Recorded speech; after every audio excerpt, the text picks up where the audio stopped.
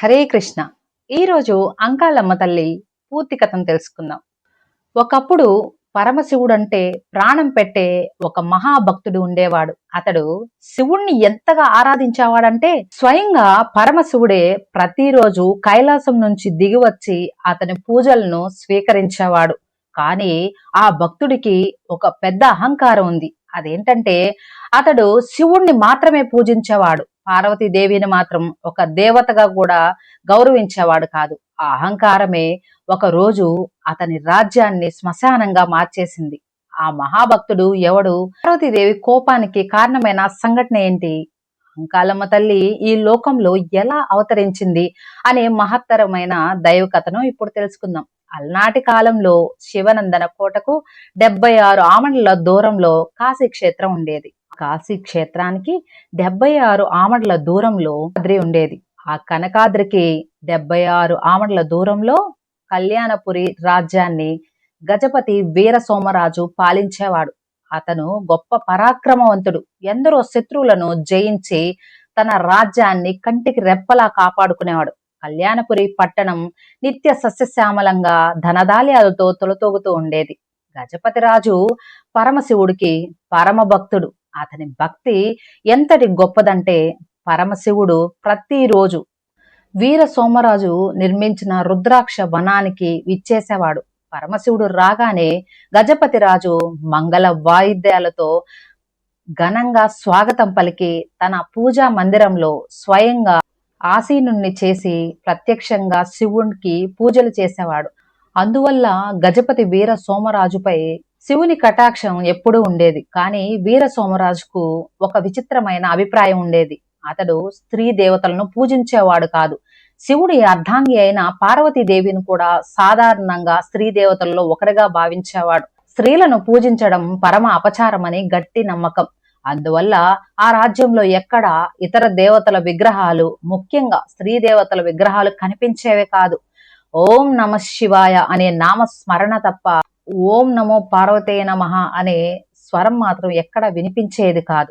కాలం గడిచే కొద్దీ ఒక రోజు ఎప్పటిలాగానే శివుడు కళ్యాణపురిలో పూజలు స్వీకరించి కైలాసానికి తిరిగి వెళ్తూ ఉండగా త్రిలోక సంచారి అయిన నారద మహర్షి ఆయనకు ఎదురుపడ్డాడు. నారదుడు వినయంగా శివుడికి నమస్కరించి, పరమేశ్వర, మీ నుంచి సువాసనలు వెదజల్లుచున్నాయి. పాదాభిషేకం అందుకున్న మీ పాదాలు ఇంకా తడిగానే ఉన్నాయి. నీలకంఠ దేవదానవులు సైతం మిమ్మల్ని ఎంతో మంది పూజిస్తారు కదా. అటువంటి మిమ్మల్ని ప్రత్యక్షంగా ఎదుట నిలబెట్టుకొని పూజించేంత అదృష్టం సంపాదించుకున్న ఆ మహానుభావుడు ఎవడో తెలుసుకోవాలని నాకు ఆశగా ఉంది అని అడిగాడు. అప్పుడు శివుడు సంక్లిప్తంగా గజపతి వీర సోమరాజు గురించి చెప్పి తిరిగి కైలాసానికి చేరుకుంటాడు. మరుసటి రోజు ఎప్పటిలాగానే ఉదయం కళ్యాణపురికి బయలుదేరాడు. ఆ సమయానికి నారదుడు పార్వతీదేవి వద్దకు వెళ్లి, అమ్మా లోకమాత, నేను పార్వతీ పరమేశ్వర్లను దర్శించడానికి వచ్చాను, కానీ ఇక్కడ శివుడు కనిపించట్లేదు అని అడుగుతాడు. అప్పుడు పార్వతీదేవి, నాయనా, నా భర్త పరమశివుడు ఎల్లప్పుడూ తన భక్తుల మధ్య ఉంటాడు. వారి కష్టాలను తీర్చడంలోనే ఆయన ఆనందాన్ని పొందుతాడు అని నీకు కూడా తెలుసు కదా అని నవ్వి ఊరుకుంటుంది. అప్పుడు నారదుడు, అమ్మా, భూలోక వాసి అయిన గజపతి వీర సోమరాజు కైలాసం మరియు కళ్యాణపురి మధ్యలో ఒక రుద్రాక్ష వనాన్ని నిర్మించాడు. ప్రతిరోజు ఉదయం మీ భర్త అయిన పరమశివుడు ఆ రుద్రాక్ష వనానికి చేరుకోగానే గజపతి వీర సోమరాజు మంగళ వాయిద్యాలతో స్వాగతం పలికి తన పూజా మందిరంలో స్వయంగా శివుణ్ణి ఎదుట నిలబెట్టుకొని పూజలు చేస్తున్నాడు అని నారదుడు తెలిపాడు. అది విన్న పార్వతీదేవి నవ్వుతూ, నారద, ఇందులో ఆశ్చర్యం ఏముంది? పరమభక్తులు ఈ లోకంలో ఇంతకు ముందు కూడా చాలా మంది ఉన్నారు కదా అని అంది. అప్పుడు నారదుడు స్వల్పంగా చిరునవ్వు నవ్వుతూ, అమ్మా, ఆశ్చర్యం ఇక్కడే ఉంది. మీరు జగత్తుకు జనని, పరమశివుడు జగత్తుకు తండ్రి. కానీ ఆ గజపతి వీర సోమరాజు చెప్తున్నది ఏంటంటే తనకు తల్లి తండ్రి శివుడేనంట. అంతేకాదమ్మా, మీరసలు లేరని కూడా అంటున్నాడు. ఇంకా చెప్పాలంటే స్త్రీ దేవతలు పూజకు అర్హులు కారంట. వారు నిత్యం కన్నీళ్లు కారుస్తూ ఆభరణాలతో అలంకరించుకొని మురిసిపోతూ ఉంటారంట. మీరు కూడా స్త్రీ కాబట్టి మీరు కూడా పూజకు అర్హులు కాదంట అని నారదుడు చెప్పగానే పార్వతీదేవి క్షణంలో ఆగ్రహంతో మండిపడుతుంది. అంతలో అక్కడికి పరమశివుడు విచ్చేశాడు. నారదుడు వెంటనే శివుణ్ణి దర్శించుకొని అక్కడి నుంచి మెల్లగా జారుకున్నాడు. పార్వతీదేవి ఏమీ తెలియనట్టుగా శివుని వైపు తిరిగి, స్వామి, ప్రతిరోజు మీరు ఉదయాన్నే ఎక్కడికో వెళ్లి ఎవరి చేతనో పూజలు స్వీకరిస్తున్నారు కదా, ఆ మహాభక్తుడు ఎవరో నాకు తెలియచేయండి స్వామి అని వేడుకుంటుంది. అప్పుడు శివుడు ప్రశాంతంగా సమాధానమిస్తాడు. దేవి, భూలోక వాసి అయిన గజపతి సోమరాజు నా పరమభక్తుడు అని. అది విన్న పార్వతీదేవి, స్వామి, అయితే ఆ పరమ భక్తుని చేత నాకు కూడా పూజలు స్వీకరించాలని ఉంది, రేపు నేను మీతో వస్తాను అని అంటుంది. అప్పుడు శివుడు, దేవి, నా భక్తుడు స్త్రీ దేవతలను పూజించడు అని అన్నాడు. అది విన్న పార్వతీదేవి కోపంతో, మిమ్మల్ని కొలిచేవారు నన్ను కూడా కొలుస్తారు, అటువంటిది మీ భక్తుడు మాత్రమే నన్ను ధిక్కరిస్తున్నాడా? అయితే అతని అహంకారాన్ని నేనే చెరిపివేస్తాను, జనని లేకుండా జగత్తే లేదని నేను నిరూపిస్తాను అని పార్వతీదేవి ఘోర ప్రతిజ్ఞ చేస్తుంది. ఆమె ప్రతిజ్ఞ విన్న శివుడు శాంతంగా, దేవి శాంతించు, నా భక్తుడికి ఎలాంటి ప్రాణహాని కలగకుండా అతన్ని పరీక్షించు అని అనుమతించాడు. వెంటనే పార్వతీదేవి తన పవిత్రమైన చెమట బిందువుతో ఒక శక్తి రూపాన్ని సృష్టించింది. ఆ శక్తి రూపమే అంకాలమ్మ. అంకాలమ్మ పుట్టగానే ఆకలితో వణుకుతూ, అమ్మా, నాకు ఆకలిగా ఉంది, ఈ ఆకలి నన్ను దహించి వేస్తుంది తల్లి అని అరవసాగింది. అప్పుడు పార్వతీదేవి, బిడ్డ, భూలోకంలో కళ్యాణపురి అనే రాజ్యంలో గజపతి వీర సోమరాజు అనే మూర్ఖుడు ఉన్నాడు. స్త్రీలు పూజకు అర్హులు కారని అంటున్నారు, కాబట్టి నువ్వు కళ్యాణపురికి వెళ్ళి ఇక్కడ చిన్న పెద్ద స్త్రీ పురుషుల భేదం లేకుండా ప్రాణం కూడా మిగలకుండా చెయ్యాలి. ఆ రాజ్యాన్ని శ్మశానంగా మార్చాలి. అక్కడ మృత్యు దేవత ఇనుప గజ్జలతో నాట్యం చేసేలా చెయ్యాలి. ఆ గజపతి రాజు రాత్రి బవళ్ళు నన్నే పూజించేలా చేసి నీవు అంకాల పరమేశ్వరిగా పూజలు అందుకో అని చెప్పి ఆజ్ఞాపిస్తుంది. అది విన్న అంకాలమ్మ వినయంగా తల్లికి నమస్కరించి తండ్రి అయిన పరమశివుడు ఎదుట నిలిచి నమస్కరించింది. ఆ వినమ్రతను చూసిన శివుడు సంతోషించి ఏదైనా వరం కోరుకోమనగా, అప్పుడు అంకాలమ్మ, తల్లి, 9 రోజులు కళ్యాణపురి రాజ్యంలో అడుగు మాత్రం పెట్టకండి అనే వరం కోరుకుంది. శివుడు ఆనందంగా వరం ఇస్తాడు. వెంటనే కళ్యాణపురి వైపు బయలుదేరింది. కళ్యాణపురి ద్వారాలను కాపాడుతున్న నవసిద్ధులతో యుద్ధం చేసి వారిని జయించి నగరంలోకి ప్రవేశించింది. అంకాలమ్మ అడుగు నేలను తాకగానే రాజ్యంలో ఉన్న నదులు, బావులు ఒక్కసారిగా ఎండిపోయాయి. ప్రజలు మతిస్థిమితం కోల్పోయి ఒకరినొకరు బాధించసాగారు. పశు పక్షాదులు కదల్లేని స్థితిలోకి చేరాయి. కలరా వ్యాధి రాజ్యమంతా వ్యాపించి చిన్న పెద్ద లేకుండా ప్రజలందరూ నేల కొరిగిపోయారు. అగ్ని జ్వాలలు ధన ధాన్య గృహాలను చుట్టుముట్టాయి. నరులు పిట్టల్లా నేల కూలిపోయారు. ఏమైందో తెలుసుకునే లోపలే ఒక్క జీవి కూడా మిగల్లేదు. పచ్చని కళ్యాణపురి క్షణాల్లోనే కాకిపురిలా మారిపోయింది. మరొక వైపు ప్రతిరోజు లాగానే గజపతి వీర సోమరాజు రుద్రాక్ష వనంలో శివుని కోసం ఎదురు చూడసాగాడు. అతని సోదరులు పరిగెత్తుకుంటూ వచ్చి, అన్న, మన రాజ్యంలో ఘోరమైన కలరా వ్యాధి వ్యాపించింది, ప్రాణ నష్టం ప్రతి క్షణానికి పెరిగిపోతోంది, గోవులు అన్ని చనిపోతున్నాయి, ప్రజలు వరుసగా పడిపోతున్నారు అని విలపించారు. ఆ మాటలు విన్న గజపతి వీర సోమరాజు భయభ్రాంతికి లోనై శివుణ్ణి గట్టిగా ఆర్తితో ప్రార్థించసాగాడు. ఎంత పిలిచినా ఎంత వేడుకున్నా శివుడు ప్రత్యక్షం కాలేదు. చివరికి గజపతి సోమరాజు ప్రాణ త్యాగానికి సిద్ధమవ్వగా ఆ క్షణంలో శివుడు కరుణతో అదృశ్య రూపంలో, నాయనా భక్త, నీ రాజ్యానికి సంభవించిన ఈ మహా ప్రళయానికి కారణం పార్వతీదేవి మానస పుత్రిక అయిన అంకాల పరమేశ్వరి. ఆమె అమిత శక్తివంతురాలు.